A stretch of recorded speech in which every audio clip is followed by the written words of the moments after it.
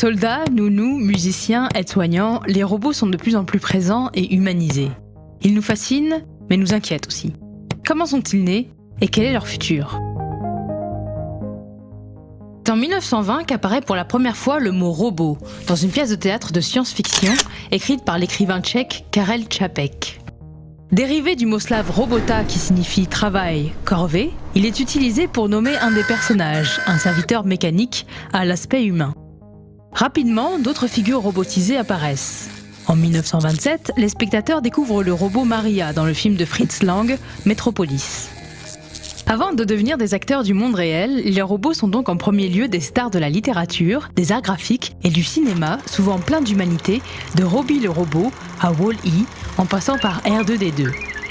Ils sont aussi parfois des destructeurs et des ennemis du genre humain, comme les robots de la saga Terminator. Entre-temps, dans les années 50, mathématiciens et ingénieurs se sont intéressés au sujet, tel l'américain Joseph Engelberger, et une nouvelle science a vu le jour, la robotique. Le robot est désormais une machine qui bouge, commandée par un ordinateur. Elle se distingue des autres machines par une capacité propre à décider de son mouvement. Un drone n'est pas un robot dès lors que ses déplacements sont commandés par un humain, un robot ménager encore moins.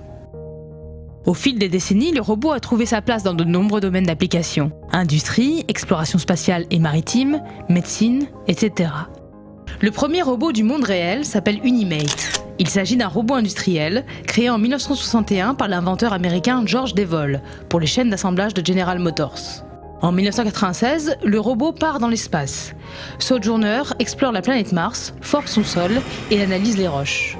Dans les années 2000, le Da Vinci, robot assistant du chirurgien, apparaît dans les blocs opératoires.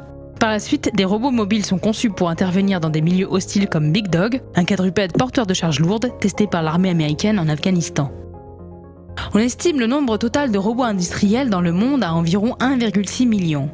Alors que l'on produisait 69 000 robots par an en 1998, nous devrions aujourd'hui dépasser les 200 000 robots par an. À partir des travaux du roboticien australien Rodney Brooks, de nombreux types de robots entrent dans notre quotidien dans les années 2000.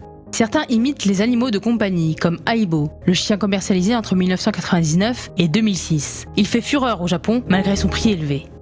D'autres sont des humanoïdes, c'est-à-dire de forme humaine. C'est le cas d'Asimo, robot d'une grande habileté manuelle et doté de reconnaissance vocale et visuelle. Peu à peu, ces robots amis se perfectionnent, tel le robot peluche Paro, qui interagit émotionnellement avec les personnes âgées ou vient à l'aide des jeunes autistes ou des malades d'Alzheimer.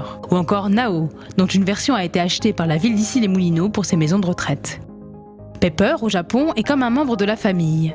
Ce robot parle 17 langues et peut tenir compagnie en conversant pendant 12 heures. Enfin, né dans le cadre d'un projet de recherche français, Poppy est le premier robot humanoïde en vente libre et à monter soi-même. Il vous faudra débourser entre 7 500 et 8 000 € pour l'acquérir. La toute dernière génération de robots humanoïdes développe déjà une forme primaire d'intelligence.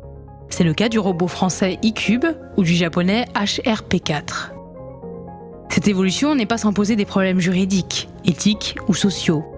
Qui sera responsable des agissements d'un robot très autonome ?